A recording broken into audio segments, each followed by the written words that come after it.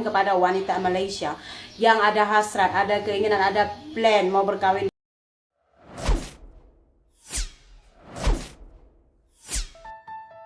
Perkahwinan wanita tempatan dengan jejaka dari negara seberang bukan perkara asing dalam masyarakat kita. Namun, kerap juga kita dengar kes wanita Malaysia hidup melarat di Indonesia selepas mengikut jejak pilihan hati kembali ke negara asal mereka.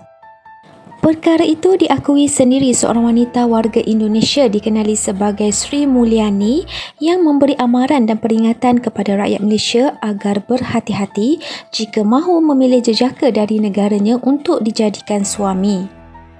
Menurutnya, penting untuk seseorang itu mengetahui secara menyeluruh tentang latar belakang pasangan, terutamanya mereka yang berkerakyatan Indonesia. Tambahnya lagi, peluang pekerjaan di Indonesia adalah sangat tipis dan boleh dikatakan hampir mustahil, lebih-lebih lagi jika keadaan ekonomi tidak stabil. Lantaran itu, Sri Mulyani sekali lagi menegaskan untuk sentiasa berwaspada jika seseorang itu sedang berhubungan romantis dengan lelaki daripada Indonesia. Oke, video saya yang semalam saya reaction tentang wanita Malaysia yang luntang-lantung di Indonesia itu, sebenarnya video saya itu saya tujukan kepada wanita Malaysia yang ada hasrat, ada keinginan, ada plan mau berkahwin dengan lelaki Indonesia. Saya hanya membagikan gambaran menurut pengalaman saya. Kalau ada beberapa orang yang berkomen katakannya, bukan semua kami yang datang merantau ini orang susah, kami merantau karena mau mandiri. Oke, bagus gitu.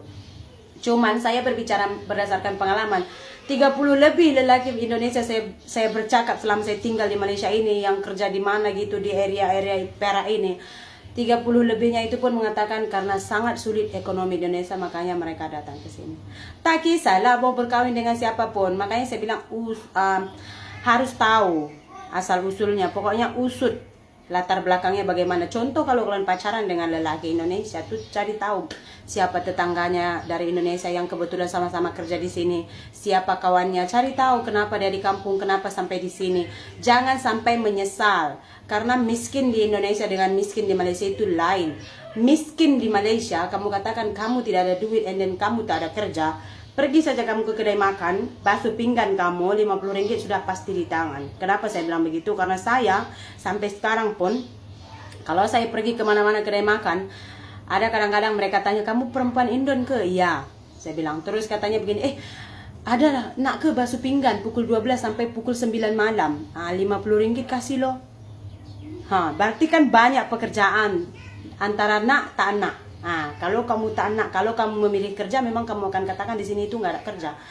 Tapi kalau di Indonesia katakan tak ada kerja, memang tak ada kerja. Walaupun kerja kasar, walaupun kamu bilang aku mau kerja apa aja boleh, nggak ada. Saya tahu kamu rajin tapi nggak ada. Jangan nanti shock kamu bila sampai di Indonesia.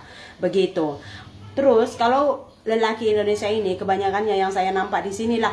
Masa saya kerja kilang dulu, saya nampak kawan saya yang berpacaran dengan lelaki dari Indonesia. Mereka loyal. Setiap gaji mereka akan belikan kasur, belikan bag, belikan apa aja untuk girlfriendnya. Jadi si pacar pula bangga. Cantik bagmu, iya abang yang belikan. Hubungan harus ada komitmen. Kalau setiap gaji dia belikan kamu barang ini, barang itu, and then duit pun dia bagi. Seberapa lama dia gajinya berapa, kamu gaji kamu berapa, adakah yang dia tabung untuk masa depan kamu, adakah persiapan dia untuk masa depan kamu gitu. Jangan selalunya lelaki yang kedekut ini kamu katakan itu pelit. Enggak, bedakan antara orang yang memiliki komitmen dan tidak. Begitu. Jangan nanti karena kamu dibeliin ini di sini jatuh cinta, hidup dan mati kuserahkan, sampai nanti dibawanya kau ke Indonesia shock, setengah gila.